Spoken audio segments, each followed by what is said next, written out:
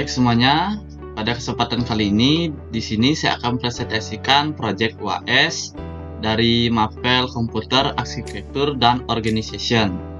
Nah, untuk materi sendiri di sini saya mengambil organisasi, jenis, dan cara kerja memori komputer. Nah, sebelum masuk ke materinya, izinkan saya memperkenalkan diri terlebih dahulu. Perkenalkan, nama saya Ana Agung Joman Sutrisna Putra dengan NIM 2110-2010. Perkenalkan, nama saya Iputu Priyan Mahaditya, NIM 21102039. Nah, pada materi yang saya ambil ini, yaitu memori komputer, terdapat beberapa klasifikasi memori komputer, yaitu ada dua dan pembagiannya. Untuk yang pertama ada memori utama atau main memory, yang kedua ada memori sekunder atau secondary memory. Nah, pada memori utama sendiri terdapat ROM dan RAM.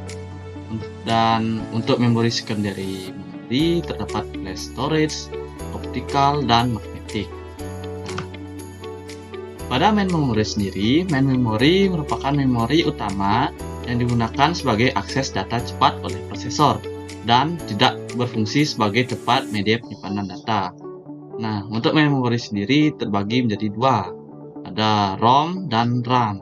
Untuk ROM sendiri yaitu Read Only Memory dan RAM Random Access Memory atau juga dikenal dengan sebutan Read and Write Memory atau RWM.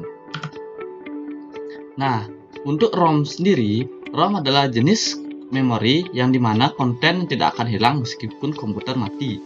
Yang dimana sebagian konten atau instruksi di ROM akan dipindahkan ke RAM pada saat komputer dinyalakan. Instruksi-instruksi yang ada di ROM diantaranya adalah membaca sistem operasi, memeriksa semua komponen dari sistem, dan menampilkan pesan di layar. Nah, untuk RAM sendiri, RAM merupakan media penyimpanan sementara yang datanya dapat diakses secara acak atau random. Data yang tersimpan di RAM akan hilang saat komputer dimatikan. RAM terdiri dari kumpulan chip memori berupa IC yang terdiri dari jutaan transistor. Nah, untuk fungsi dan jenis RAM, seperti yang saya katakan pada slide sebelumnya, fungsi RAM sendiri yaitu sebagai media penyimpanan yang sifatnya sementara atau tidak permanen. Nah, untuk jenis-jenis RAM ada DRAM, SDRAM, RDRAM, SRAM, EDORAM, FPM RAM, Flash RAM, VRAM, DDR SDRAM, dan SODIMM. Nah, untuk slide berikutnya akan dilanjutkan oleh teman dari kelompok saya. Baik, saya di sini melanjutkan presentasi dari teman kelompok saya. Secondary memory.